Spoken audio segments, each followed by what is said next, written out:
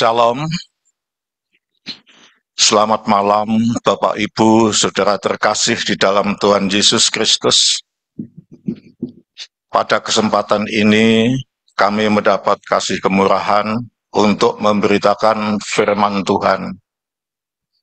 Biarlah firman Tuhan yang akan kami beritakan ini bisa menjadi berkat peringatan bagi kita semuanya yang mencintai, yang merindukan Tuhan Yesus Kristus. Dikatakan di dalam kitab Wahyu pasal pertama, berbahagialah yang memberitakan firman Tuhan, yang mendengarkan firman Tuhan. Kita semua adalah umat-umat yang sangat diberkati Tuhan. Nah, Bapak Ibu, Saudara terkasih di dalam Tuhan, pada akhir-akhir ini dunia terasa diguncang dengan berita-berita yang dirilis oleh BMKG, Badan Meteorologi, Geofisika, Klimatologi, Geofisika. Bahwasannya tidak lama lagi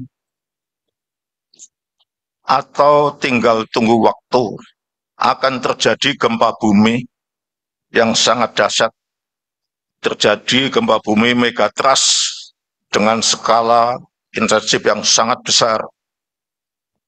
Estimasi kekuatan gempa megatrust berkisar 7,4 bahkan sampai dengan 9,2 dengan satuan MMAC. MMAC itu adalah satuan gempa bumi megatrust. Estimasi mega magnitudo gempa maksimum, artinya magnitudo gempa maksimum. Gempa bumi megatrust ini memicu terjadinya tsunami setinggi 10-20 meter. Teristimewa daerah pantai selatan dari ujung Aceh sampai terus berjalan lanjut Pulau Jawa, Pulau Bali, lanjut semuanya. Gempa bumi megatrust ini memicu terjadi tsunami yang sangat menakutkan. Kita ingat bagaimana tsunami yang pernah terjadi di Aceh, meluluh lantakkan apapun yang diterjangnya. Hal ini dirilis dari sumber Pusat Studi Gempa Nasional. Daerah rawan gempa meliputi daerah Aceh, Nias, Mentawai, Siberut, Enggano, Selat Sunda, Banten, Jawa Barat, Jawa Tengah, Jawa Timur, Bali, NTT, NTB, juga Papua, Ambon, Sulawesi, bahkan Filipina. Ini akan diterjang oleh tsunami yang sangat dahsyat. Megatrust ini terjadi karena dunia kita, Kepulauan Nusantara ini dikelilingi dengan cincin berapi. Terjadinya lempeng-lempeng bumi yang lama sudah tidak mengeluarkan energi. Lempeng bumi Eurasia, lempeng bumi Australia akan bertabrakan, sehingga akan menghamburkan air laut naik setinggi 20 meter. Hal inilah yang membuat kita harus tetap waspada, berjaga, dan siuman. Tidak boleh meremehkan, tidak boleh mengentengkan, tetapi segala sesuatunya yang akan terjadi sudah direncanakan oleh Tuhan. Jadi gempa bumi megatrust ini tidak hanya mengancam Indonesia saja, bahkan juga seluruh dunia. Pada bulan kemarin, Jepang Timur dan Taiwan sudah dilanda gempa dan angin tornado yang dahsyat yang menimbulkan kerusakan yang sangat hebat. Saya ada famili dari pihak istri yang bekerja di Taiwan. Jeritannya, keluh kesahnya, rasanya sudah ingin mati saat itu karena melihat gempa bumi dan tornado yang menunggang balikkan bangunan-bangunan bertingkat. Jangankan manusia diterbangkan oleh angin tornado. Benda-benda semua berterbangan di langit. Kedasatan murka Allah luar biasa. Jepang Timur pun kayak gitu. Kalau saudara membuka internet, luar biasa sekali. Air menerjang sana, menerjang sini, apapun yang di depannya ditumpas habis. Nah, jadi Bapak, Ibu, dan saudara sekalian, sebagai anak-anak Tuhan, kalau kita mendengar hal-hal seperti itu, jangan kaget. Bahkan akan terjadi anomali yang dahsyat. Tidak hanya gempa bumi megatrust, pulau-pulau akan bergeser dari koordinatnya. Saudara masih ingat enggak? Bahwasannya di dalam pelatihan hikmat meripat di Bandi Alit, pelatihan hikmat meripat saat kita di karantina di Gelagah, Tuhan izinkan kita mendapat penglihatan, Romo mendapat penglihatan, saya mendapat penglihatan, bahwasannya Pulau Bali bergeser menyatu dengan Jawa Timur, Pulau Madura bergeser menyatu dengan Jawa Timur, dan Jawa Timur, Jawa Tengah terbelah menjadi dua. Itu penglihatan yang saya lihat saat pelatihan hikmat meripat, dan itu diaminkan oleh hambanya, almarhum Romo Paulus. Dan pada saat itu, Romo coba, Pak D, apa yang menjadi penyebab itu seperti itu? Kenapa Jawa Timur harus dipisahkan? Pasti ada sesuatu di perut bumi ini. Betul juga di salah satu gunung itu, di dalam perut gunung itu, saya melihat ada cahaya gemerlapan. Ya. Itulah tabut perjanjian Allah disimpan di perut gunung di situ. Dijaga oleh malaikat dari Bopo Dahono dan seluruh anak buahnya, melindungi di perut gunung itu. Kita hanya melihat dari kejauhan. Jadi kalau ada berita-berita ini, kita semakin yakin bahwa ini semua adalah rencana Tuhan. Jadi sebenarnya semua ini, saudara-saudara, sudah dinubuatkan oleh Alkitab kita. Dan pasti semua akan digenapi, tinggal menunggu kairosnya Tuhan. Bukan menunggu kronosnya BMKG. Secanggih apapun teknologi negara-negara maju di dunia ini tidak akan mampu menanggulangi terjadinya bencana ini. Kapan akan terjadi tidak tahu mendeteksi. Cuma semua instansi-instansi itu berawas-awas bahwasanya gejala-gejala terjadinya gempa bumi megatrust yang sangat dahsyat ini akan mengguncang dunia. Jadi tidak hanya Indonesia, tapi dunia juga akan diguncang. Kalau Indonesia saja yang akan tertimpa gempa bumi megatrust, rasanya Tuhan tidak adil.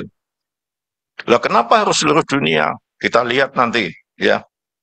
Kita semua sebagai orang percaya, sekali lagi jangan kaget, jangan cemas, jangan takut, jangan gelisah akan berita-berita ini, karena banyak firman Allah yang menjamin keselamatan kita seperti tertulis di dalam kitab Mazmur. Mari kita baca.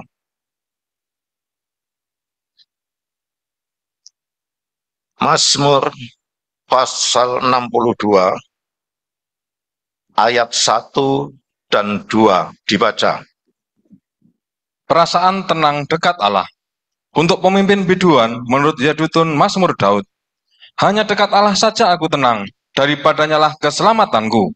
Hanya dialah gunung batuku dan keselamatanku, kota bentengku, aku tidak akan goyah. Amin. Nah, inilah, hanya dekat Allah saja aku akan tenang. Siapa yang dekat dengan Tuhan, yang melekat dengan Tuhan, ibarat ranting-ranting anggur melekat pada pokok anggur, yang tidak pernah terpisahkan walaupun digoncang dengan angin. Karena melekat, maka aman ranting-ranting anggur ini. Daripadanya lah keselamatanku. Yang dekat dengan Allah itu mendapat keselamatan, mendapat perlindungan. Tetapi yang jauh dengan Tuhan Yesus Kristus, ya, ibarat ranting anggur yang sudah terlepas dari pokok anggur. Begitu ditiup angin berterbangan. Itu contoh di dalam Injil Yohanes pasal 15 seperti itu. Jadi Bapak, Ibu, dan saudara sekalian, yang tertulis pada ayat ini sudah menjadi jaminan yang paten untuk keselamatan kita orang percaya, anak-anak Tuhan,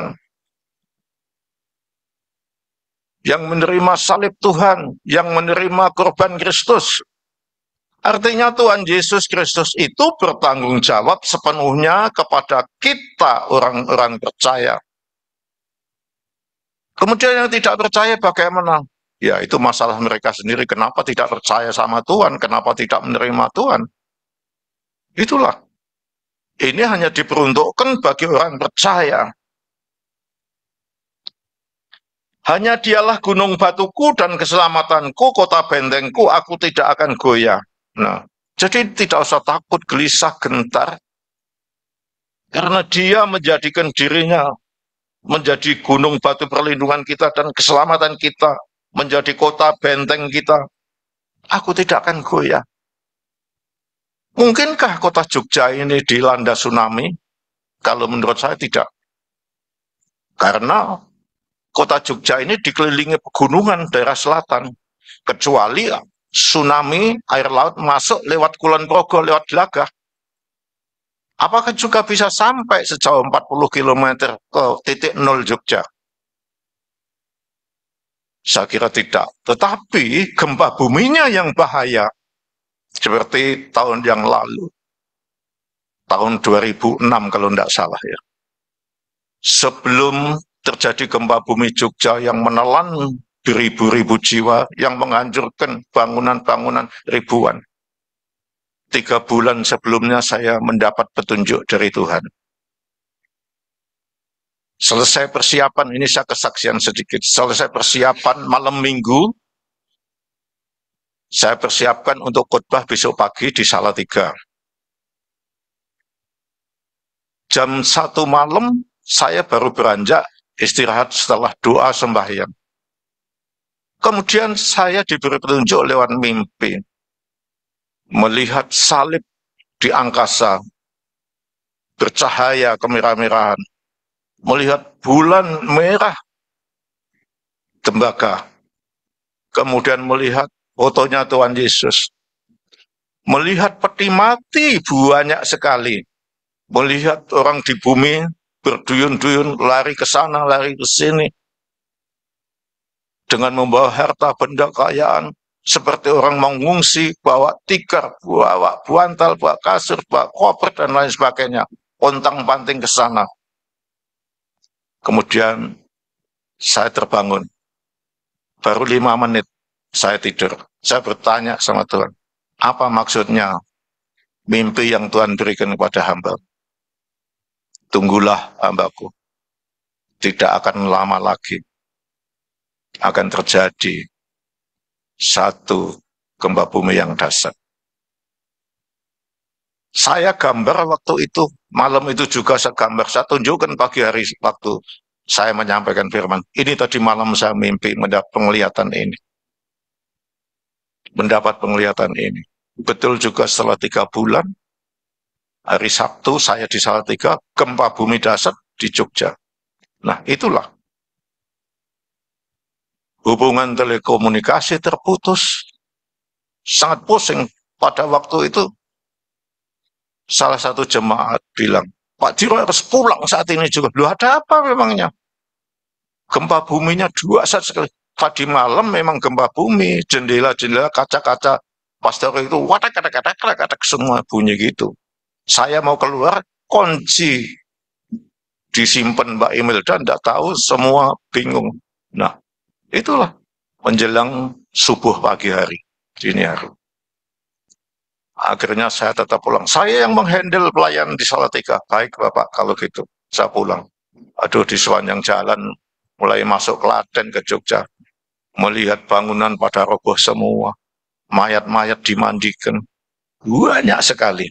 Itulah Tuhan memberitahu terlebih dahulu kepada kita hamba-hambanya yang mau bergumul. Jadi Bapak Ibu, saudara sekalian, jangan heran akan gempa bumi megatrust yang akan terjadi. Karena semua sebelum terjadi sudah dinubuatkan oleh Tuhan kita. Diberitahukan.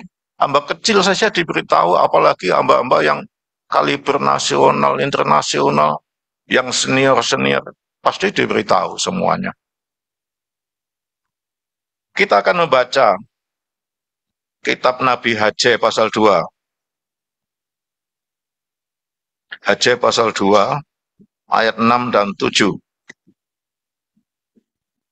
Sebab beginilah firman Tuhan semesta alam.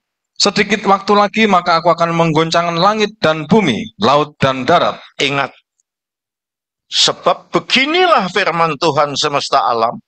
Sedikit waktu lagi maka aku akan menggoncangkan langit dan bumi, laut dan darat. Digaris bawahi, sedikit waktu lagi. Ayat 7. Aku akan menggoncangkan segala bangsa, sehingga barang yang indah-indah kepunyaan segala bangsa datang mengalir. Maka aku akan memenuhi rumah ini dengan kemegahan firman Tuhan semesta alam. Ini akan terjadi sesuatu yang sangat kontras. Sementara ada yang akan diguncangkan hancur lebur, tapi sementara ada yang menerima berkat Tuhan yang luar biasa. Nah, inilah yang harus kita pahami. Kenapa nubuatan Nabi Haggai ini seperti ini? Tuhan sudah berpesan untuk memperingatkan kita. Sedikit waktu lagi aku akan menggoncangkan langit dan bumi, laut dan darat. Kalau kita paham akan hal ini, maaf, apakah petugas BMKG juga paham kira-kira dengan nubuatan ini? Kalau mereka anak-anak Tuhan, pegawai itu anak Tuhan, pasti paham. Yang bukan anak Tuhan tidak paham. Yang anak Tuhan mesti tenang-tenang saja, buka Alkitab, oh tenang saja bro, sudah dinubuatkan bahasanya akan ada yang ditimpa gempa bumi, tetapi juga ada yang akan diberkati akibat gempa bumi itu. Jadi kalau pegawainya itu adalah orang percaya, ya kita kagak tahu, pasti mereka juga orang baik-baik saja, pasti memahami akan rencana Allah ini. Untuk memulai kejadian-kejadian yang dahsyat itu semuanya hak prerogatif presiden, bukan hak prerogatif presiden, maksudnya hak prerogatif Tuhan Yesus. Kapan langit, bumi, laut, daratan ditenggelamkan dengan tsunami, dengan adanya gempa bumi megatrust. Air laut digonjangkan, dinaikkan ke atas, menenggelamkan bumi. Apakah isi di dalam laut itu tenang-tenang saja? Ikan-ikan itu pasti juga akan terguncang dan mati semuanya. Ya hanya Tuhan yang tahu semuanya ini. Itu kairosnya Tuhan pasti indah pada waktunya. Orang dunia diberi bencana, sebaliknya kita diberkati melimpah. Itu keadilan Tuhan. Masakan selamanya kita ini diproses terus-menerus. Proses salib tiada henti-hentinya. Memang proses salib itu tiada henti kalau daging itu belum mati. Tuhan saja begitu daging sudah mati, masuk ke liang lahat 3 hari 3 malam, baru bangkit menerima kemuliaan. Kita itu setiap hari diproses. Jangan dikira yang dekat sama Tuhan itu tidak diproses. Diproses. Saya dekat sama Tuhan. Diproses. Tiada henti-hentinya proses. Apalagi harus menggenapi Mazmur pasal 90 ayat 10. Waktu kita itu 70 tahun, dan kalau kuat 80 tahun, dan kebanggaannya adalah penderitaan akibat penyakit. Saya November ini sudah masuk 73. Saya sudah menggenapi, saya akan berjalan menuju 80 tahun. Kalau kuat, tapi ya, saya yakin saya pasti kuat. Saya masih ingin memberitakan firman Tuhan. Saya ingin masih menjadi berkat bagi orang lain. Saya menjadi pendoa syafaat. Waktu saya minimal 6-8 jam untuk Tuhan, untuk kemuliaan Tuhan. Pagi, habis mandi, sarapan, jam 8 masuk doa sampai jam 12. Sore, jam 4, nanti sampai jam 7, makan, terus lanjut doa sampai jam 12 malam. Tidur sebentar antara jam 11 sampai jam 12, sudah dibanguni. Bangun namaku. Kadang setengah 1, ya Tuhan, belum terpicingkan mata ini sudah dibanguni lagi. Jam 1 menyembah sampai jam 4 pagi, tadi pagi sampai jam 5. Siang mau tidur enggak bisa. Bising di sana. Saya itu orangnya kalau tidur sejenak kaget, sudah enggak bisa tidur. Apalagi kalau sudah tidur, kemudian pengen ke belakang, buang air kecil, enggak bisa tidur lagi. Jadi saya habiskan waktu saya untuk memuliakan, menyanjung-nyanjung Tuhan. Saya tidak banyak untuk meminta-minta. Hanya terakhir saja 1 jam khusus doa syafaat. Pesanan-pesanan doa dari ujung timur, Sentani, Papua, Bali, Jawa Timur, Jawa Tengah, Jawa Barat, Palembang, Kalimantan Tengah, Kalimantan Timur, yang di Sudiang, Makassar, terus semua saya doakan. Saudara tidur nyenyak, nama saudara saya sebut satu-satu tiap malam. Keluarga ini, keluarga ini, keluarga ini, keluarga ini. Beri kekuatan untuk bertahan dalam proses salib. Jangan dibuat goncang hatinya. Kasihan mereka sudah meninggalkan kampung halamannya. Bertahan di tempat ini. Kasihani hambamu. Sudah meninggalkan kemuliaan yang dulu Tuhan berikan. Puncak-puncak kemuliaan di pabrik gula. Harus ditinggalkan. Kembali ke nol. Kembali ke proses sampai detik hari ini. Enggak apa-apa. Itu kehendak Tuhan. Jangan dikira orang yang dekat sama Tuhan itu tidak ada prosesnya. Ada prosesnya. 12 murid itu sudah dekat sama Tuhan. Apa tidak ada prosesnya? Oh, selalu ada prosesnya. Bagaimana Yohanes, Yakobus, Petrus ketika diajak doa menemani Tuhan Yesus di Getsemani. Tuhan turun, baru tertidur, sudah ditegur oleh Tuhan. Tidakkah kau bisa bertahan barang 1 jam saja? Tuhan naik lagi, berdoa lagi. Turun lagi, diingatkan lagi. Turun lagi, diingatkan. Jangan sampai pencobaan menimpa kau. Berdoalah. Itu prosesnya. Bagaimana? Yudas itu sudah dekat sama Tuhan. Memproses Tuhan. Dan diproses akhirnya mati. Nabi Yunus itu juga diproses oleh Tuhan. Janda Sarpat itu diproses oleh Tuhan. Nuh itu juga diproses oleh Tuhan. Padahal orang yang karib, yang intim, yang tidak melakukan kejahatan demi kejahatan, selalu mengasihi Allah, diproses oleh Tuhan. Lot dan keluarganya. Apa tidak diproses? Oh, diproses. Lot, istrinya, anak-anaknya, diproses. Ketika Sodom dan Gomorrah harus dibakar dengan api murkanya Tuhan, Lot harus keluar. Sudah menurut keluar, tinggalkan kota Sodom dan Gomorrah dan jangan menoleh ke belakang. Tapi istrinya nggak taat, menoleh ke belakang, jadi tiang garam. Itu prosesnya Lot. Bagaimana melihat istrinya beku sebagai garam. Seperti itu. Jadi proses itu banyak sekali. Ya. Bangsa Niniwe diproses. Sampai semua umat di Niniwe, yang kecil sampai yang besar, dewasa, binatang, harus berpuasa, bertobat, baru proses diselesaikan oleh Tuhan. Jadi, apa kita itu akan diproses terus-menerus? Kalau daging kita sudah mati, proses juga akan berhenti. Waktunya kemuliaan Tuhan dinyatakan. Jangan dikira Ibu Sondang, Bapak Rusman yang dekat sama Bunda, dekat sama Tuhan, tidak diproses. Diproses tak? Mau duduk lama saja tidak bisa. Orang bilang botol. Lah, bagaimana? Itu proses. Saya ini juga diproses. Wah, macam-macam hinaan ke saya. Tapi saya tegar, saya kuat. Karena Tuhan Yesus menjadi gunung batu keselamatanku. Engkaulah perisaiku, engkaulah tanduk kekuatanku. Engkau pembelaku. Tiap malam, waktu saya hanya untuk memuliakan Tuhan. Seperti itulah. Jadi saya sebut saudara itu satu-satu tiap malam. Belum tentu saudara menyebut saya. Tapi saya tidak memerlukan balasan itu. Kalau mau menyebut silahkan, tidak menyebut juga tidak apa-apa. Nah, itu.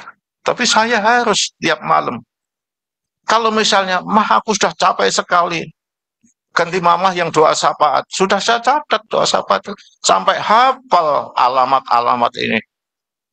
Oh, yang di Sentani, di PTN Perma 5 Doyok Baru, Distrik Waibu, Blok B nomor 12, Sentani, Kabupaten Jayapura. Wah, hafal.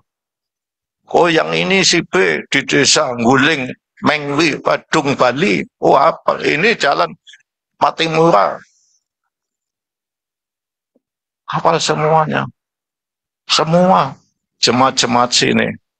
Pesanan doa itu banyak sekali. Nah, saya hanya sekedar ingin membantu mereka terlepas dari proses, membantu meringankan proses mereka, supaya mereka tetap teguh dalam iman, harap, dan kasih, tidak tergoyahkan oleh kondisi keadaan, apalagi dengan ya narasi-narasi yang bermunculan tentang gempa bumi megatrust. Jadi saya percaya semua orang yang tinggal di sini tidak akan selamanya diproses. Amin. Amin. Nah, sekali tempo tempat ini dan yang tinggal di dalamnya akan dimegahkan oleh Tuhan. Ada amin? Harus percaya, berarti kalau saudara tidak amin, saudara tidak percaya. Ya proses terus saja. Seperti itu. Dalam Wahyu pasal 6 ayat 15, monggo dibaca, Wahyu 6 ayat 15. Dan raja-raja di bumi, dan pembesar-pembesar, serta perwira-perwira, dan orang-orang kaya, serta orang-orang berkuasa, dan semua budak serta orang merdeka, bersembunyi ke dalam gua-gua dan celah-celah batu karang di gunung. Nah, sudah sampai situ. Nah, kenapa terjadi seperti itu? Ya karena dengar akan terjadi ini, akan terjadi ini, akan terjadi ini. Ya. Goncangan ini sengaja dibuat Tuhan supaya orang kaya, para taipan, dan miliarder triliuner pada ketakutan lalu menyerahkan hartanya ke kita. Bencana yang lain akan menimpa mereka semuanya.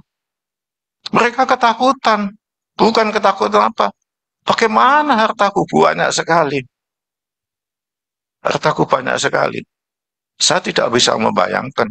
Dulu opa saya, orang tua saya itu yang punya pabrik rokok Niti Semito di Semarang.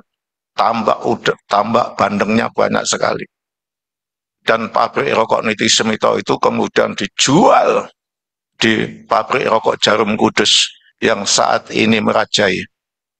Nah, itu punya nenek moyang saya. Warisan tahun 19, ya masih remajanya ayah saya. Ayah saya kan lahir 1902. Usia 18 sudah punya mobil. Karena kaya. Engkong-engkong saya kaya raya, taipan semua. Warisan dibagi-bagikan, habis. Gitu. Jadi seperti itu. Jadi orang kaya itu ketakutan. Gimana ini akan terjadi ini? Bagaimana hotel yang sudah saya bangun? Bagaimana rumah sakit yang sudah saya bangun? Bagaimana taman hiburan yang sudah saya bangun? Kalau ada gempa. Nah, kita mau lari sembunyi di mana? Ya, tadi disebutkan. Orang-orang kaya serta orang-orang berkuasa dan semua budak serta orang merdeka, artinya semua pelayan-pelayannya Mereka bersembunyi ke dalam gua-gua dan celah-celah batu karang di gunung. Mungkinkah mereka mendapat keselamatan dari tempat-tempat itu? Tidak. Oleh sebab itu sebelum mereka sembunyi, udah kelola, ambil aja kalau mau ambil. Bangun gereja Cokroaminoto 164, tingkat yang besar, supaya bisa menampung miliaran, triliunan manusia. Beli semua tanah di Jogja ini. Amin. Oh, tidak percaya. Amin, Bunda. Amin, Bunda. Ya. Pak Pratman akan dipulihkan. Amin. Enggak jawab. Enggak dipulihkan. Kata-kata saya mandi loh, Pak. Dipulihkan. Amin. Lah. Tiba saatnya Cokroaminoto ini akan tenar di seluruh antero dunia. Orang-orang akan berdatangan menuju Cokroaminoto. Apa mencari harta itu? Tidak, mencari kebenaran firman Tuhan tentang akhir zaman. Dan saudara-saudara dipakai untuk memberitakan firman Tuhan itu. Apakah saudara siap memberitakan firman Tuhan? Saya sebenarnya kemarin, kalau saya sehat, saya memberikan firman Tuhan, Bunda. Bunda meyakin sehat, Pak D? Ya, sehat, saya berusaha sehat. Ya, itulah. Tidak hanya bencana ini saja yang akan menimpa pembesar-pembesar. Masih ada bencana-bencana yang lain. Kita tetap membaca Wahyu pasal 6 ayat 14-15. Kita baca kembali ayat 14-15 ya. Ayat 14. Ya, Maka menyusutlah langit bagikan gulungan kitab yang digulung, dan tergeserlah gunung-gunung dan pulau-pulau dari tempatnya. Ayat 15. Ya. Dan raja-raja di bumi dan pembesar-pembesar serta perwira-perwira dan orang-orang kaya serta orang-orang berkuasa dan semua budak serta orang merdeka bersembunyi ke dalam gua-gua dan celah-celah batu karang di gunung. Amin. Kita ulangi supaya semakin jelas saudara semuanya. Jadi apakah kita bisa membayangkan bila langit menyusut atau mengkerut menjadi sempit? Terus bagaimana dengan benda-benda yang mengambang di langit? Pasti saling bertabrakan. Hal inilah yang akan membuat orang kaya ketakutan dan gentar. Sehingga mereka rela menyerahkan hartanya ke orang-orang percaya. Langit menyusut. Bumi ini ngambang. Maka kan ada matahari jaraknya berapa juta kilometer. Yang panasnya tidak terukur. Sampai yang paling jauh Plato. Ada Merkurius, Uranius, dan lain-lainnya. Bintang-bintang kecil. Bagaimana dengan bintang-bintang kecil itu kalau langit menyusut? Matahari mendekat sedikit. Ada badai matahari sedikit. Bumi panasnya bukan main. Kalau menyusut bagaimana? Terbakarkah? Semua terbakar oleh api matahari. Ya. Saya masih ingat bagaimana anak-anak Tuhan yang memiliki hikmat marifat yang luar biasa dilatih dengan kunci panembung untuk memerintahkan supaya bintang bergeserlah, beralihlah, pindahlah. Latihan baik di Bandi Alit maupun di mana itu kebun buah naga yang semakin ke barat itu. Bukan di Glagah, tapi kebun buah naga yang dulu kita buka ya di daerah sana. Bintang itu nurut diperintahkan. Pindah. 2 kali lagi pindah. 2 kali lagi pindah. Aku ingin naik ke bulan. Ada apa di bulan? Roh kita dibawa. Itulah Tuhan memberi hikmat marifat yang diajarkan oleh hambanya almarhum Romo Paulus. Apakah masih digunakan sampai sekarang? Ya masih dong. Bagaimana kita mendoakan orang-orang yang sakit? Bagaimana kita bisa mendoakan orang-orang yang sakit? Kemarin pagi-pagi, Pak Pendeta tolong doakan saya tidak bisa napas Pak Pendeta. Loh apa ibu punya sakit asma? Iya punya. Lah sakit lainnya? Asam lambung saya naik. Panas sekali, tidak bisa napas, mau mati rasanya. Saya doakan. Ya, habis saya doakan. beli obat ini, lansoprazol dan ranitidin 150, ranitidin HCl 150. Minum sebelum makan 1 kali 1, pagi dan sore. Tadi saya tanyakan, bagaimana? Sudah bisa bernapas, Pak Pendeta, lega. Adiknya Mas Edi ya gitu. Malam-malam telepon jam 12 malam. Dari mau mati. Om, gimana? Loh, kamu bilang apa? Dari mau mati. Darah tidak berhenti-berhenti dari payudaranya. Mulai siang, Om, saya banyak melimpah. Saya doakan, taruh di telinganya dari. Saya mintakan ampun sama Tuhan, ampuni dosa, celah, kesalahan, pelanggarannya, kekerasan hatinya, diampuni Tuhan. Dosa terhadap sesama manusia, apalagi dosa yang menyakitkan Tuhan, diampuni, diampuni, diampuni, sering pengampunanmu. Jamah sakit penyakitnya, saya tengking, berkali-kali saya tengking, saya panggilkan Bapak Amongrogo, tolong Bapak Amongrogo, engkau yang berkuasa atas tubuh manusia, kamu pasti bisa. Ya, itu saya tengking. Kemudian saya hubungi saudara-saudara semua yang di Jember. Saya hubungi, tolong Tili, tidak usah, sudah bisa tidur, darahnya sudah mampet. Selesai didoakan omnya. Ya puji Tuhan, bukan saya yang pandai, pinter, kuasa, tapi Sang Maha Kuasa, pendengar doa hamba yang kecil, hamba yang hina, hamba yang banyak cacat celah dosanya, doanya masih didengar Tuhan. Tadi saya kirim postingan, carikan biji mauni, suruh tumbuk halus, masukkan cangkang kapsul, diminum, pasti sembuh. Nah, ya aku mau cari mauni Om, ya cepat carikan, jangan ditunda-tunda. Nah itulah saudara-saudara sekalian. Jadi kita anak-anak Tuhan ini dibutuhkan di saat dunia gonjang-ganjing. Banyak yang memerlukan. Mereka pontang-panting mencari keselamatan, masuk goa di celah-celah batu barang. Tapi kita tenang saja, berdoa menyembah Tuhan. Sekali Tuhan Yesus, tetap Tuhan Yesus selama-lamanya. Bukan hanya slogan, sekali NKRI, tetap NKRI. Tapi bagi saya, sekali Tuhan Yesus Kristus, tetap selama-lamanya mengikut Tuhan Yesus Kristus. Ada amin? Nah, jangan tergoncangkan oleh kondisi keadaan apapun, oleh ekonomi, oleh sakit penyakit, oleh berita-berita yang belum jelas tentang megatrust, tentang tsunami, dan lain sebagainya.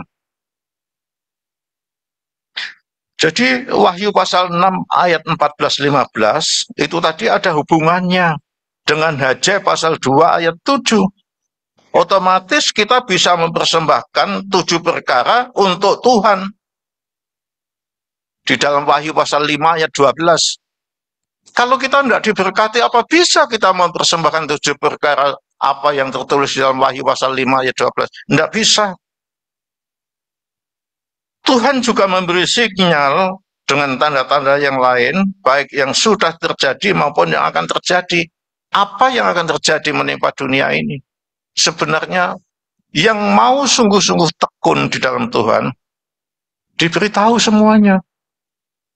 Masa-masa ini kan ada Dewan Musyawarah Allah mulai tanggal 11 sampai akhir Agustus nanti. Apa yang saya terima, di-delete semua sama Tuhan. Yang bisa saya ingat, setiap malam selalu bertemu dengan hambanya Romo Paulus, dengan Bapak Edi Purwanto, dengan saya dan sedikit hamba Tuhan di sini yang kadang-kadang ketemu beliau, Bang Rusman, ketemu beliau pengantar sadu. Saya selalu disuruh bangun rumah, sampai rumah joglo yang sangat besar. Kemudian orang-orang dikumpulkan, saya disuruh ngajar. Materinya apa saya ngajar? Sudah apa yang bisa kamu sampaikan tentang keselamatan. Ya. Jadi seperti itu. Bangun rumahnya, bangun rumah Masaran, bangun rumah di Solo, bangun rumah di Jember, bangun rumah di sana. Di sana dulu yang ditempati Romo dibangun. Mesti selalu melibatkan 3 orang ini. Romo, saya, dan Mas Edi. Kenapa? Ya saya nggak tahu. Yang itu yang bisa saya ingat. Lainnya yang penting-penting tidak saya ingat. Masuk padang belantara, saya tidak ingat apa yang terjadi. Saya ingat-ingat sampai mengut apa tuh, ya, tidak bisa. Tidak bisa teringat. Didelit sama Tuhan. Padahal tidur sebentar saya itu, teman. Malam itu tidur tidak lebih dari 3 jam.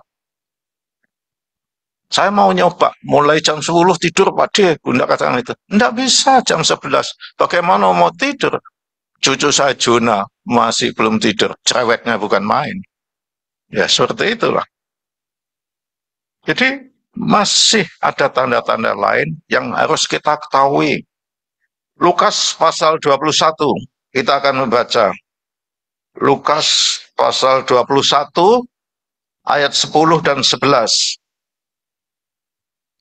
Ia berkata kepada mereka, bangsa akan bangkit melawan bangsa, dan kerajaan melawan kerajaan. Dan akan terjadi gempa bumi yang dahsyat, dan di berbagai tempat akan ada penyakit sampar dan kelaparan. Dan akan terjadi juga hal-hal yang mengejutkan, dan tanda-tanda yang dahsyat dari langit. Amin. Jadi semua akan diberitahukan kepada kita. Pelan, setahap demi setahap, seiring berjalannya waktu, kairosnya Tuhan. Bukan kronosnya manusia, tapi kairosnya Tuhan. Hal ini merupakan tanda-tanda kecil menjelang kedatangannya yang kedua. Contohnya, bangsa melawan bangsa. Contohnya mana? Bangsa Israel. Perang Israel melawan pemberontak Hamas. Melawan bangsa Palestina, melawan bangsa Iran. Dikepung Israel ini. Yang mati dari Palestina itu sudah 450.000 lebih. Belum yang lainnya. Rusia melawan Ukraina. Bangsa Arab melawan bangsa Yaman. Pemberontak Houthi. Belum negara-negara yang berseteru, yang dari dulu sampai dengan sekarang. Belum ada janji perdamaian. Misalnya Korea Utara dan Korea Selatan. Selalu bentrok. Tiada hari, tiada bentrok. Rusia melawan Afghanistan. Perang saudara di Ethiopia. Perang saudara di Suriah. Perang saudara di Papua. OPM melawan Indonesia. Kalau OPM ditembak satu saja, bengok-bengok. Pemerintah melanggar hak asasi manusia. Tapi kalau tentara ditembak, polisi ditembak, masyarakat ditembak oleh OPM, diam. Lah, letak keadilan itu di mana? Di pihak mana mereka itu? Itu. Jadi semua peperangan demi peperangan ini sudah menelan korban jiwa jutaan dan finansial triliunan rupiah. Namun manusia juga belum mau bertobat melihat kondisi dan keadaan seperti itu. Manusia masih tegar tengkuk, apalagi Israel tegar tengkuk. Saya masih ingat pesannya Romo. Nanti kalau Israel itu sudah kejepit, kata almarhum Romo, baru nanti kita masuk, kita jangkau, kita menangkan dia. Baru mau terima Tuhan, sudah dekat waktunya. Dan sampai detik hari ini belum. Apalagi sekarang berasa Amerika sudah kirimkan 2 kapal perang, sudah masuk di Laut Merah sana. Pesawat-pesawat tempur canggih. Manusia itu tidak ada harganya, seperti burung yang dibidik oleh penembak-penembak itu. Ratusan ribu, bahkan jutaan, uang triliunan rupiah. Satu bom itu berapa sekali ledakan? Satu bom itu bisa 5 sampai 7,5 M. Itu ditembakkan seperti itu. Itulah yang menjadi keherangan kita. Sudah terjadi seperti itu, kenapa manusia masih tegar tengkuk, kenapa manusia belum bertobat? Seiring kejahatan manusia meningkat, maka Tuhan juga meningkatkan skala bencana. Dari kecil menjadi bencana yang besar. Tujuannya supaya manusia itu cepat sadar. Itulah kemurahan Tuhan. Wahyu pasal 6, Mas. ayat 12. Wahyu pasal 6 ayat 12 dibaca. Maka aku melihat ketika anak domba itu membuka meterai yang keenam, sesungguhnya terjadilah gempa bumi yang dahsyat, dan matahari menjadi hitam bagaikan karung rambut, dan bulan menjadi merah seluruhnya bagaikan darah. Amin. Bila meterai ke-6 dibuka, ini yang akan terjadi. Gempa bumi yang dahsyat, megatrust, namanya kalau sudah mega, dalam satuan listrik. Kalau mega itu nolnya 6 megawatt. 1 watt. 1 watt itu ya nolnya 1. kVA. 10 kVA. Kilovolt ampere. Ini masih tenaga murni dicampur tenaga semu. Nanti kalau sudah menginjak megawatt itu, satuan ini sudah gede banget, jutaan. Jadi seperti itu. Artinya gempa bumi megatrust itu gempa bumi yang sangat dahsyat, yang sangat luar biasa. Jadi begitu meterai ke-6 dibukakan oleh siapa yang diutus oleh Tuhan, ya, ini yang akan terjadi tadi. Gempa bumi megatrust dengan satuan megatrust maksimal plus. Matahari menjadi hitam kelam, maka dunia menjadi gelap gulita. Coba saudara pikirkan, kalau matahari menjadi gelap gulita, bagaimana kondisi dunia ini? Apakah semuanya masih bisa berjalan seperti biasanya? Aktivitas manusia akan terhenti semuanya. Internet akan mati semuanya. Tidak berfungsi. HP tidak ada berfungsi. Mau apapun mereknya HP itu, secanggih apapun HP itu, kalau matahari ini menjadi gelap gulita, maka semuanya tidak berfungsi. Jangankan matahari menjadi gelap gulita, di rumah atau di saat kita ibadah listrik mati, kita kebingungan sudah. Tidur malam sedang baca firman Tuhan, sedang muji Tuhan, tahu-tahu lampu mati 3 jam. Kita sudah kebingungan. Itu baru listrik. Hanya beberapa watt, 1300, 2600 watt. Nah, kalau matahari ini menjadi hitam kelam, gelap gulita, tidak bisa kemana-mana. Listrik semua padam. Energi matahari untuk listrik juga padam semuanya. Apa tidak gelap gulita? Iya, pasti akan gelap gulita. Ya itulah. Kita berpikir secara simpel saja. Di saat rumah saya tadi seperti itu, saya mau ketik, listrik mati, nunggu 2 jam. Sudah macet sudah. HP macet, wifi macet, semua macet semuanya. Seperti itu. Semua mati, semua mati. Gelap gulita, pasti menjadi bingung. Bulan menjadi merah darah. Kalau bulan menjadi merah darah, saudara bisa membayangkan. Di saat saudara berdoa di alas purwo, tahu-tahu bulan berhenti di atas menjadi merah darah. Pasti akan terjadi horor. Kuntilanak keluar. Pas kuntilanaknya keluar, anak kuntilanak, pocongan-pocongan, keluar semuanya. Kesempatan dengan meringkik, menangis, mendatangi si pendoa. Tapi anak-anak Tuhan tidak pernah akan takut dengan apa yang namanya kuntilanak, setan, pocongan. Ya, gelundung beringis. Tidak ada takut. Semuanya mengerikan. Maka yang bersifat okultisme pasti akan terjadi. Sebab memang mencari kesempatan untuk mencobai manusia. Tetapi mengapa ya manusia tidak secepatnya sadar dan bertobat? Hal inilah yang memilukan hati Tuhan. Sehingga Tuhan menyesal menciptakan manusia di bumi ini. Dibuat seperti ini tidak menyesal. Dibuat gempa bumi, banjir bandang, tanah longsor. Dibuat sakit penyakit, COVID-19, bahkan cacar monyet sudah bermunculan. DB di mana-mana. Kenapa manusia kok tidak sadar dengan kondisi yang diutamakan mencari duit, siang malam mencari duit. Kapan untuk Tuhan? Kalau waktunya tiba untuk Tuhan, ngantuk, capek, lelah. Itu pasti seperti itu. Saya tidak ada alasan ngantuk, capek, lelah. Untuk Tuhan harus. Kalau saya capek, lelah, ngantuk untuk Tuhan, tidak dipelihara sama Tuhan saya. Saya mau makan dari mana? Mau dapat apa saya? Doa saya tidak akan dikabulkan Tuhan di zaman.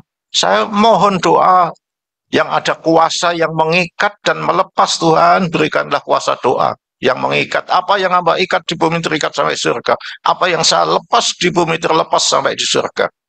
Untuk mendoakan orang-orang yang sangat memerlukan, yang sangat membutuhkan pertolongan.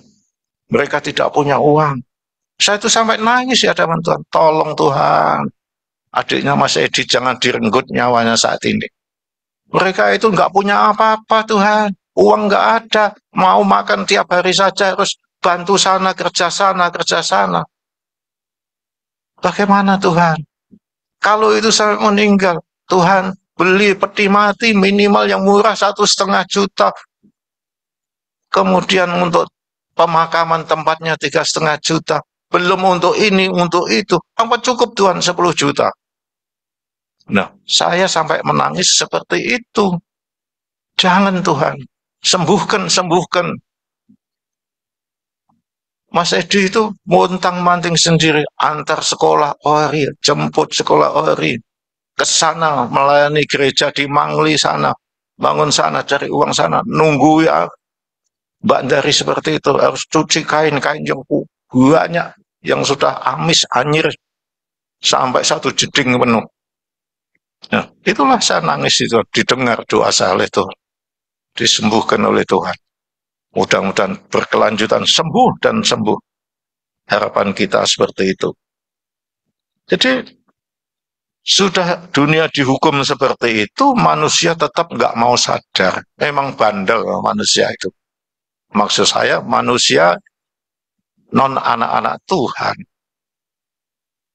Mereka melampiaskan apapun untuk kepuasan daging mereka. Galatia 5 ayat 19-21. Mereka terjang semuanya. Terus seperti itu. Nggak kenal salib Kristus. Bagaimana korban Kristus. Nggak kenal bagaimana memuliakan Allah. Mereka nggak kenal. Yang tahu hari ini harus makan. Kenyang.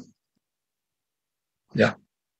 Harus cari berkat, harus dapat pasangan yang, harus dapat ini, selingkuh sana, selingkuh sini. Tidak lagi, tidak perempuan. Kenapa tidak sadar, tidak mau bertobat manusia itu? Jadi, kita akan membaca Kejadian pasal 6. Kejadian pasal 6, ayat 6 dan 7. Maka menyesallah Tuhan bahwa ia telah menjadikan manusia di bumi, dan hal itu memilukan hatinya. Berfirmanlah Tuhan, aku akan menghapuskan manusia yang telah kuciptakan itu dari muka bumi, baik manusia maupun hewan, dan binatang-binatang melata, dan burung-burung di udara, sebab aku menyesal bahwa aku telah menjadikan mereka. Nah, inilah penyesalan Tuhan menciptakan manusia. Seharusnya manusia yang diciptakan itu ada kerendahan hati, bisa memuliakan Tuhan, bisa menyanjung-nyanjung Tuhan, bisa menyembah, memuja-muji. Allah yang dulu sembah Bapak Abraham, Bapak Ishak, Bapak Yakub, Bani Israel, sebelum mereka murtad. Saat ini kita sembah dalam nama Tuhan Yesus Kristus. Namanya kita sembah, kita puja-puji, kita agungkan, kita muliakan. Selalu kita sanjung tinggi. Doa saya memang berubah. Isi doa saya adalah sanjungan. Doa sanjungan itu doanya orang yang di depan pintu tirai. Doa di pintu gerbang lain, doa di mesbah kurban bakaran lain, doa di bejana puasa, di pintu kemah lain, doa di meja roti sajian lain, doa di pelita emas lain, doa di mesbah dupa. memberikan kasihnya. Doa di pintu tirai adalah doa sanjungan untuk mempelai seperti yang ada di dalam Kidung Agung. Saling memuja-muji, saling membanggakan. Engkau Tuhan Yesus satu-satunya Allah yang menjadi andalan dan kebanggaan. Tidak ada Allah lain. Jadi seperti itu. Penyesalan Tuhan itu dilampiaskan pada manusia yang sudah sangat-sangat mengecewakan hatinya Tuhan. Dengan cara tadi menenggelamkan mereka ke dalam air bah. Kecuali hambanya Nuh sekeluarga mendapat kasih karunia di mata Tuhan. Harus membuat bahtera. Nuh dengan ketiga anaknya, Ham, Shem, Yafet. Dia diselamatkan karena mereka kental, akrab, bergaul intim sama Tuhan. Seperti tadi saya katakan di dalam Yohanes pasal 15, seperti pokok anggur dan ranting-ranting yang selalu melekat. Walaupun ranting anggur ini diproses, kamu memang sudah berbuah, tetapi kamu harus tetap dipangkas, dibersihkan supaya buahmu semakin lebat. Itu proses orang yang sudah menempel kepada Tuhan Yesus. Tujuannya apa? Semakin meningkat kualitas bobot kemanusiaannya. Meningkat bobot kualitas berkat-berkatnya. Meningkat bobot kualitas doa dan sembahnya. Hubungannya meningkat dan meningkat seperti itu. Nuh itu juga. Nuh itu sudah kurang apa hubungannya dengan Tuhan. Juga masih diproses. Tapi prosesnya untuk keselamatan Nuh sendiri. Harus membuat bahtera. Bagaimana saat membuat bahtera yang sudah ditetapkan oleh Allah? Mereka didekati sama orang, dihina, diejek, digoblok-goblokkan. Ya, seperti itu dah. Itulah prosesnya Nuh. Tapi, ya, apa yang terjadi? Mereka yang menghina Nuh, habis binasa semuanya.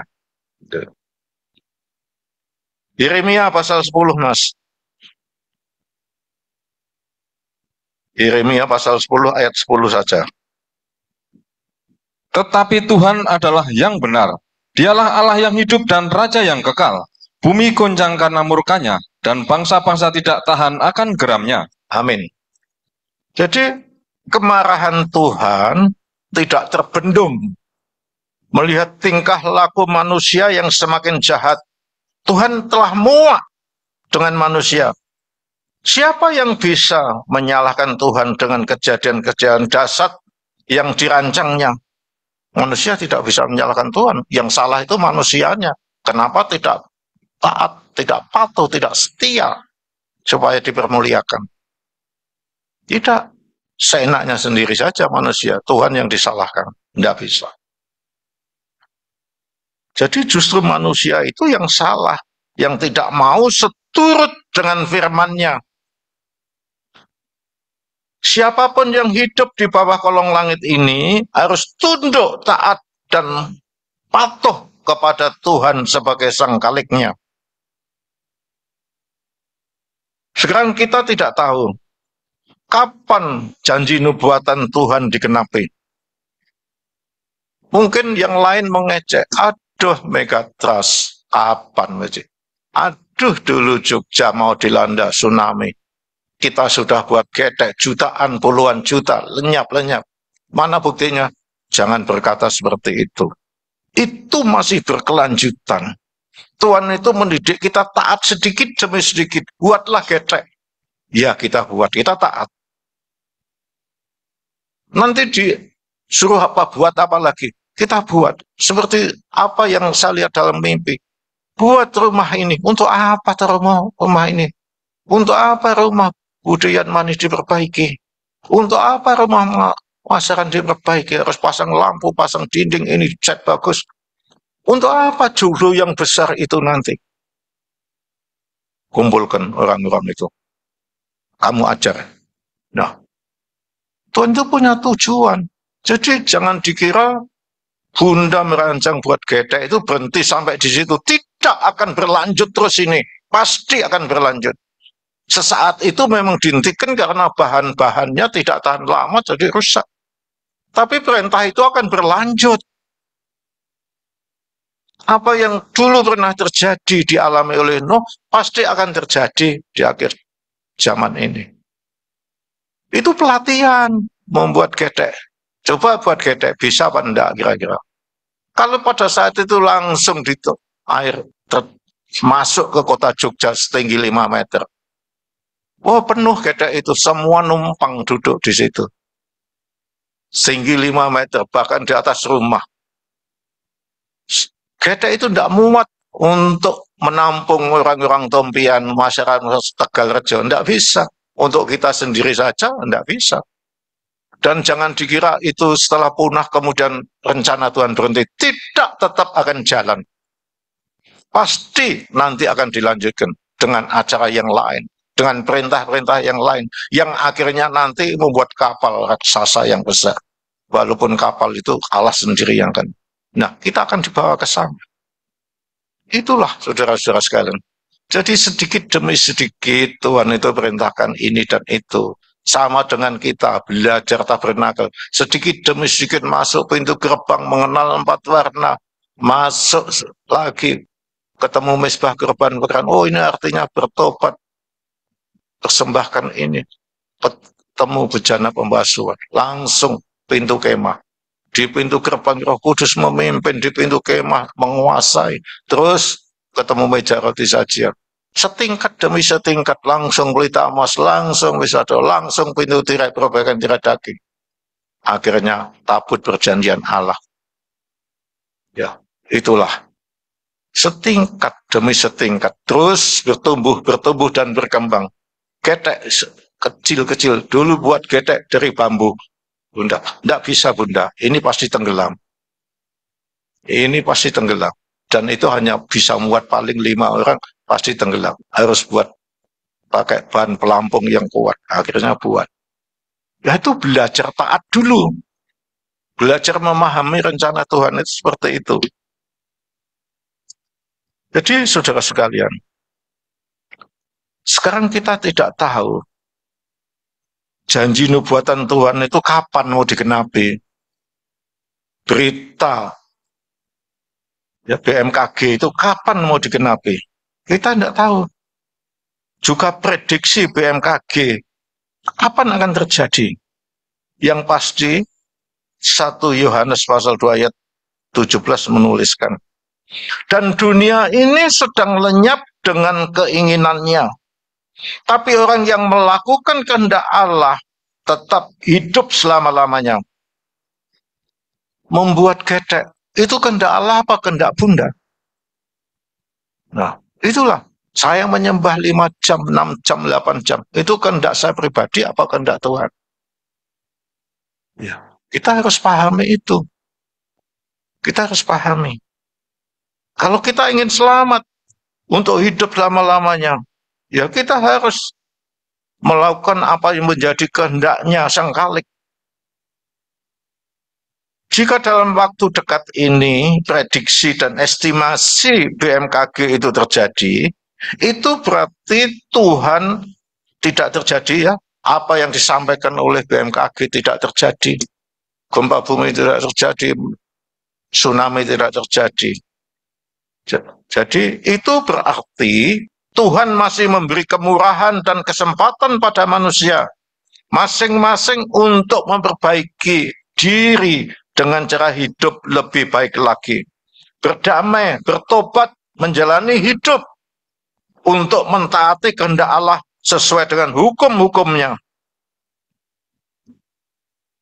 Makanya kalau getek yang dibuat Bunda dulu itu langsung tergenapi. Apakah banyak orang yang diselamatkan? Tidak. Kenapa tidak diizinkan tsunami masuk Jogja? Karena Tuhan masih menghendaki manusia-manusia di Cokroaminoto ini dan di sekitarnya ini dimenangkan semuanya. Masih memberi kemurahan.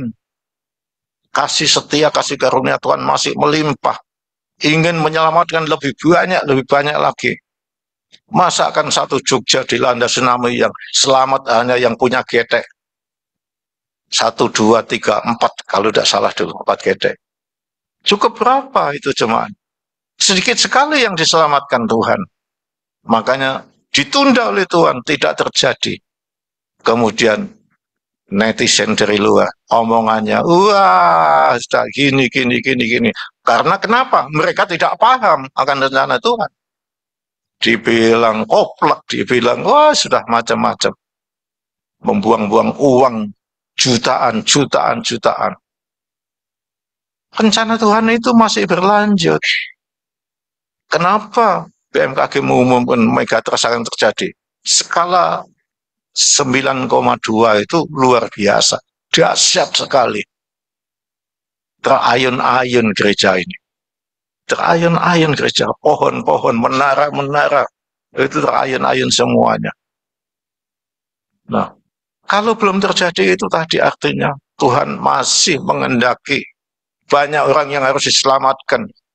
Dididik supaya hidup taat, hidup setia dengan firman Tuhan. Berdasarkan kebenaran firman Tuhan. Jadi tidak semaunya sendiri. Melampiaskan hawa nafsunya sendiri. Seperti itu. Ya. Jadi masih ada contoh-contoh yang lain. Kita akan lihat satu raja-raja.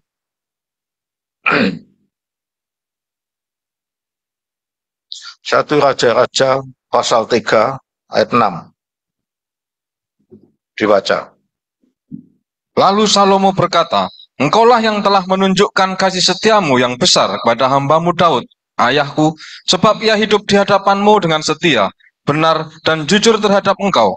Dan engkau telah menjamin kepadanya kasih setia yang besar itu dengan memberikan kepadanya seorang anak yang duduk di tahtanya seperti pada hari ini. Amin. Jadi di sini Raja Daud memberi contoh hidup seturut metode yang dikehendaki Tuhan. Daud hidup di hadapan Tuhan dengan setia. Artinya tidak ada berhala di dalam kerajaannya, di dalam hati, pikirannya tidak ada berhala. Sekali Tuhan tetap Tuhan. Tadi seperti saya katakan, sekali Tuhan Yesus Kristus selamanya sampai mati tetap Tuhan Yesus Kristus kita pegang. Karena dia satu-satunya Allah di bawah kolong langit ini yang bisa menyelamatkan manusia. Satu nama di bawah kolong langit yang bisa menyelamatkan manusia. Kisah Rasul pasal 4 ayat 12. Hanya dia, tidak ada yang lain. Makanya sekali Yesus tetap Yesus untuk selama-lamanya. Demikian juga prinsipnya Daud, Raja Daud. Walaupun dihina waktu pemilihan dari anak-anak Israel, dia yang tidak tampil megah, anaknya kecil dan wah sudah pokoknya paling terhina di antara saudara-saudaranya yang sudah menjabat ya pegawai-pegawai kerajaan yang hebat-hebat itu. Daud hidup benar seturut hukum Taurat yang berlaku pada saat itu di dalam kerajaannya. Tidak melanggar 10 hukum Taurat itu, dikerjakannya dengan baik. Daud hidup jujur dalam segala perkara, menjaga misbah Tuhan dan tabut Allah. Oleh karena itu Daud mendapat jaminan kasih setia Allah. Sampai pada keturunannya Salomo, Daud selalu berusaha untuk hidup benar dan sempurna. Ya, istilahnya true and perfect. Itu Daud hidup jujur dan setia, hidup benar dan sempurna. Apakah kita tidak bisa untuk mendapatkan kasih setia? Bisa. Kita tinggalkan kedagingan kita. Keinginan-keinginan daging, sedikit demi sedikit kita lepaskan. Daging itu kalau dituruti maunya tidur, makan enak, makan yang ini tidak mau, makan ini yang tidak. Beda sama saya. Makan hanya sedikit nasinya. Makan hanya sedikit nasinya, paling 5 sendok atau 10 sendok, tidak boleh lebih. Sayur, ada buah, sambal, ya tidak pedas sama sekali. Itu. Nambah sedikit, hansipnya bengok-bengok. Gulanya pasti naik. Dalam sebulan ini saya 5 kali periksa di rumah sakit Siloam. Periksa dokter jantung, spesial saraf, internis, lambung saya. Besok Senin ini saya periksa lagi. Periksa darah, urin, dan lain sebagainya. Ya. Saya harus berusaha tetap sehat, kuat, supaya bisa menggenapi Mazmur pasal 90 ayat 10 tadi. Supaya bisa tergenapi. Saya menginginkan bisa melihat anak cucu menantu. Saya ingin melihat kedatangan Tuhan. Saya ingin melihat bagaimana Cokroaminoto diubahkan oleh Tuhan. Saya ingin melihat saudara-saudara diberkaya oleh Tuhan. Itu keinginan saya. Jadi di akhir zaman ini akan terjadi bencana-bencana yang dahsyat. Di luar nalar manusia yang tadi saya katakan anomali tadi. Tetapi di sisi lain, Tuhan sangat respect untuk orang-orang percaya yang menjadi kekasihnya. Supaya tidak ditelan bencana, gempa bumi, tsunami, dan lain-lain.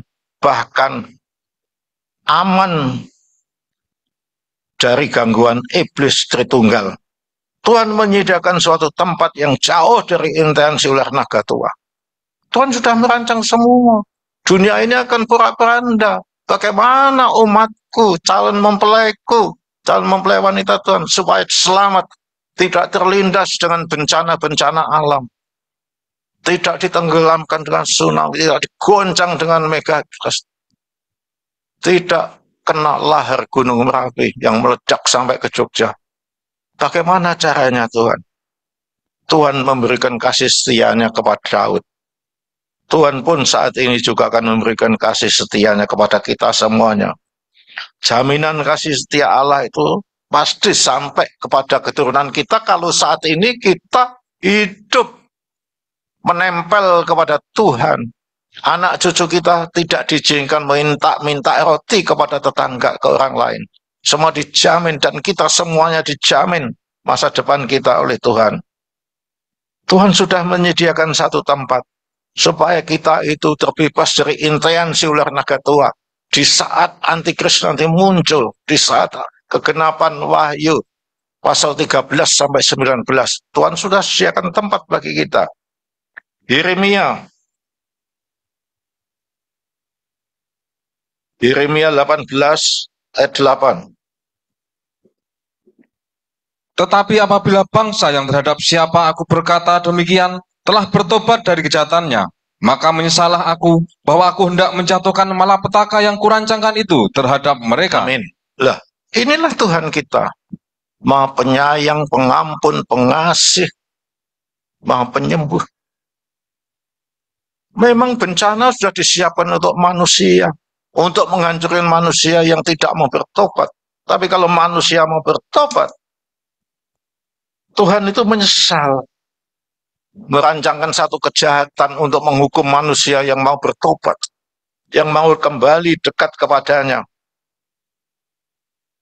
Pada tanggal 15 sampai 18 Juni 2024 kemarin, ya, kita sudah jalani P4 yang meliputi penyucian, pendamaian, pemeteraian, dan penebusan, penyelamatan. Dengan P4 ini diharapkan kita bisa memulai hidup baru sesuai dengan materi yang terkandung di dalam P4 sehingga kita dapat dihisapkan masuk rencana keselamatan bangsa pilihan Allah.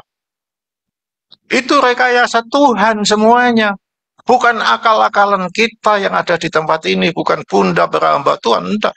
Itu rencana Tuhan, P4 itu. Jadi, bagaimana kita kalau tidak mau mengalami penyucian, dosa tetap dosa.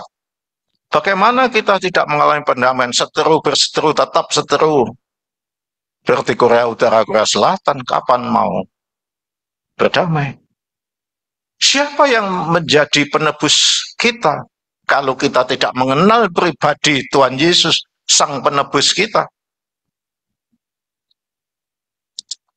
Siapa yang akan menyelamatkan kita kalau kita tidak mau menerima pribadi Sang Penyelamat? Karena di bawah kolong langit ini hanya satu nama, yaitu Tuhan Yesus yang menyelamatkan umat manusia. Kisah Rasul pasal 4 ayat 12 tadi saya katakan seperti itu. Tidak ada nama lain. Dengan P4 ini diharapkan kita itu bisa beranjak meninggalkan dosa, cacat, salah, kesalahan. Kalau kita sudah masuk P4, jangan diulangi lagi, mundur ke belakang lagi. Jangan menyalibkan Tuhan untuk kedua kalinya. Jangan sampai. Ayo kita maju terus dalam kesucian hidup, dalam pendamaian. Jangan gampang-gampang gopoh-gopoh menghakimi orang lain, orang-orang di sekitarku. Cuk, kamu. Apa kamu itu? Siapa kamu itu? Jangan. Jemaat-jemaat binaan saya ada masalah, saya tegur. Apa gunanya ibu ikut P4? Kalau ada masalah sedikit saja ribut-ribut. Apa gunanya datang ke Jogja? Nah, selesaikan. Saya dengar nanti teleponnya. Selesaikan. Jangan sampai kita itu tidak terhisap akan keselamatan zaitun asli. Kita ini zaitun liar. Harus dihisapkan supaya kita itu juga menjadi pilihan Allah, diselamatkan. Jadi via P4 ini kita itu harus bertobat, meninggalkan semua kejahatan-kejahatan kita, perbuatan-perbuatan daging kita, meninggalkan semua rancangan-rancangan jahat kita, meninggalkan tingkah laku, perilaku, tutur kata, perkataan yang tidak benar, kita tinggalkan semua. Sekecil apapun kejahatan itu harus kita buang. Kita sirnakan supaya tidak menjadi belenggu yang menghalang-halangi keselamatan kita. Itu menjadi penghalang bagi kita. Galatia 5 ayat 19 sampai 21 itu menjadi penghalang kita. Amsal pasal 6 ayatnya saya lupa. 6 perkara bahkan 7 yang menjijikkan hati Tuhan itu menjadi penghalang. Jadi seperti itu. Berdamailah dengan sesamamu dan belajarlah hidup suci, hidup kudus supaya kamu melihat Tuhan. Ibrani ya, pasal 4 ayat 12 seperti itu. Jadi jangan sampai penghalang-penghalang keselamatan kita itu dibiarkan menghadang kita. Kita tendang satu kata, kita singkirkan satu persatu. Oh, aku masih suka mencaci maki, kita buang. Belajar mengasihi samanya. Aku masih suka mukul istriku, kita buang. Jangan terjadi KDRT.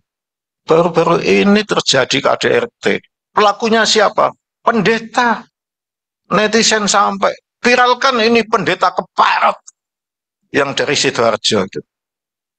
Istrinya ditendang, dipukul, dijambak, ditempat, ditampar mulutnya, disulut dengan api, dipukul dengan pipa, teriak-teriak.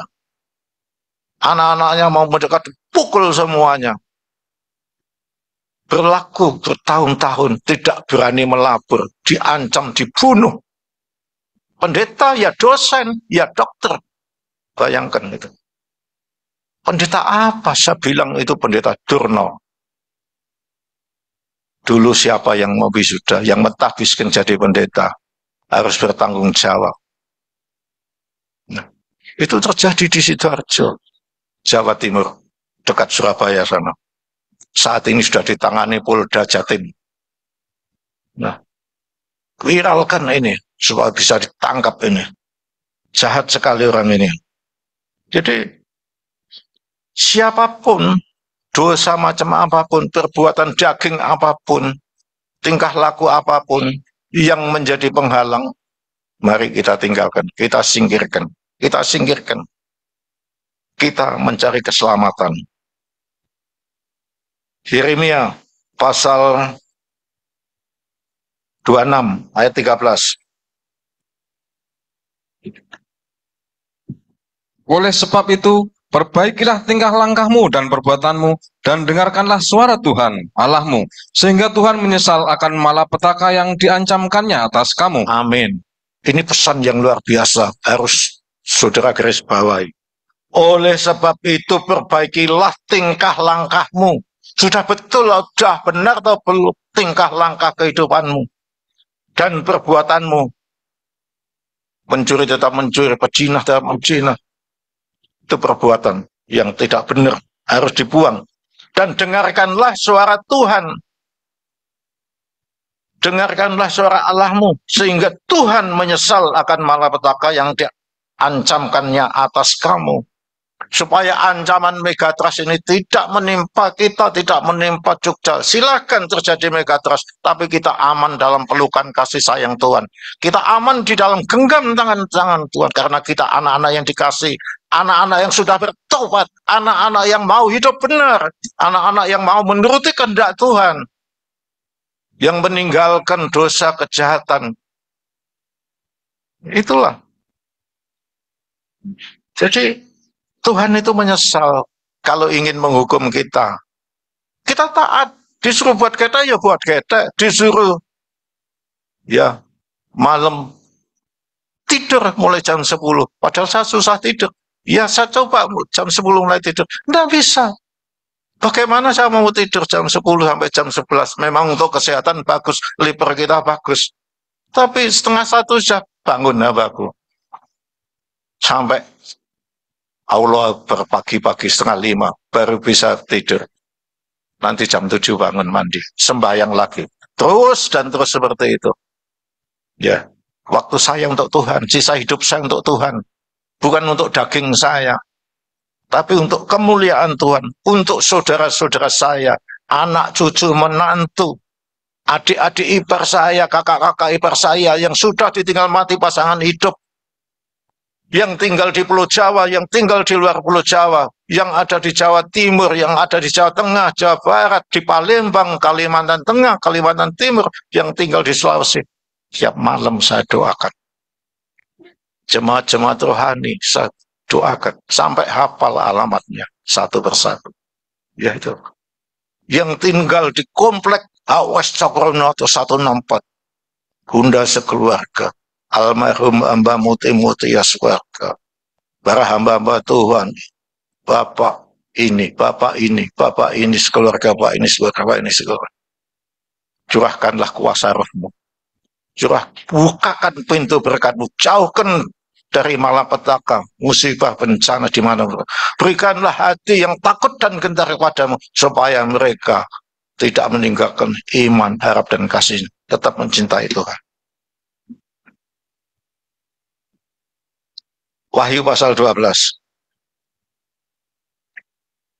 Wahyu pasal 12 dan 14. Kepada perempuan itu diberikan kedua sayap dari burung nasar yang besar, supaya ia terbang ke tempatnya di padang gurun, di mana ia dipelihara jauh dari tempat ular itu selama 1 masa, dan 2 masa, dan setengah masa. Amin.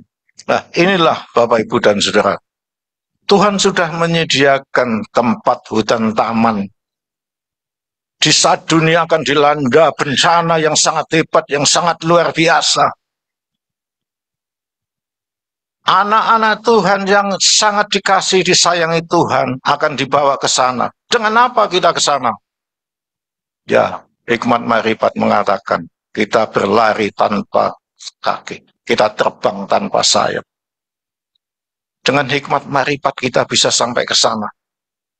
Dengan hikmat marifat yang diajarkan oleh hambanya, kita bisa masuk ke kerajaan Laut Selatan. Masuk ke kerajaan Laut Tiongkok Selatan. Waktu itu KKRD, Dok 4, gereja Dok 4. Ya, saya masih ingat. Saya perkenalkan satu-satu dengan para malaikat. Ini malaikatmu, ini malaikatmu, ini malaikat. Hati-hati kamu dengan malaikat ini. Ya. Saya juga melihat satu kesaksian yang ada di dalam TikTok atau bagaimana. Loh, ini kok seperti malaikat yang dulu menampakkan diri kepada saya. Ini Bopo Dahono Panatas. Seragamnya ya kayak ini, persis seperti yang diterima oleh pembuat kesaksian. Bahwa saya didatangi malaikat ini. Ini sama. Luar biasa. Jadi di saat dunia akan dilanda masa antikris, tergenapinya Wahyu pasal 13 sampai 19. Setelah anak laki-laki dari pasal 12 dilahirkan, dibawa terbang ke tatahnya Allah. Naga tidak berhasil, maka naga mengejar perempuan yang melahirkan, tapi perempuan yang melahirkan dengan 2 sayap burung nasar dibawa ke hutan taman di sana, diselamatkan di sana, dilindungi di sana, diproses di sana, disempurnakan di sana untuk menjadi sidang mempelai wanita Tuhan. Itu harapan kita semuanya. Jadi rencana Tuhan itu sangat indah sekali. Cuma kita kadang-kadang tidak paham. Ya karena mata kita masih buta, telinga kita masih tuli, pikiran perasaan kita belum tajam. Kalau sudah betul-betul terbuka, maka kita mau rela bagaimanapun. Aku tetap setia kepada Tuhan Yesus Kristus. Sekali Tuhan Yesus, tetap Tuhan Yesus untuk selama-lamanya. Sekali mengabdikan diri, taat setia mengabdikan diri. Orang lain boleh pergi, aku tetap setia. Ini harus menjadi prinsip hidup kita. Aku hamba-hamba Tuhan. Sekali menjadi hambanya Tuhan Yesus, selamanya menjadi hambanya Tuhan Yesus. Sampai Tuhan menutup lubang hidungku. Napas dihentikan.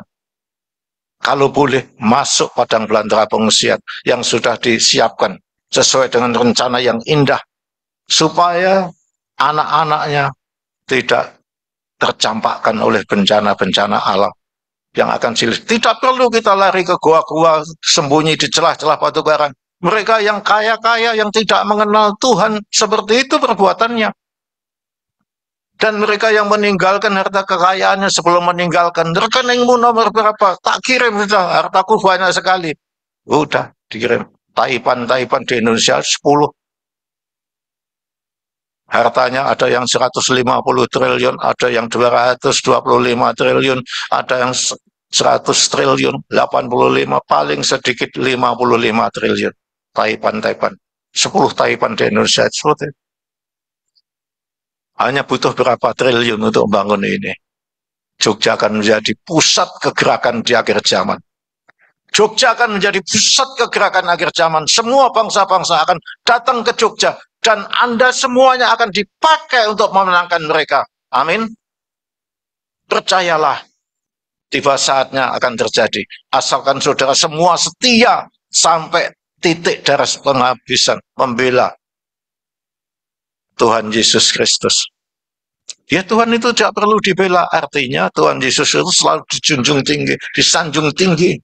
Dia mempelai pria. Dia sudah membentuk satu rancangan-rancangan yang indah untuk kita. Memang di saat-saat kita nggak paham sama rancangan di dalam hidup kita ini, kita tidak tahu apa yang akan terjadi. Kita tidak mengerti apa yang terjadi. Itu semua jalan Tuhan untuk melatih kita, mendidik kita. Begitu kita tahu, aduh ternyata luar biasa, kenapa aku meninggalkan Cokroaminoto, kenapa aku ingin kembali. Tadi saya hubungi, link, saya minta linknya Mas Ino. Untuk apa? Saya kirim ke luar kota, biar mendengarkan mereka, biar ikut Zoom. Ya, itulah. Jadi demikianlah firman Tuhan yang bisa saya sampaikan kepada Bapak, Ibu, Saudara sekalian. Semuanya menjadi berkat bagi kita semuanya. Kita akan masuk perjamuan kudus. Mohon disiapkan lagu Indah Rencanamu Tuhan.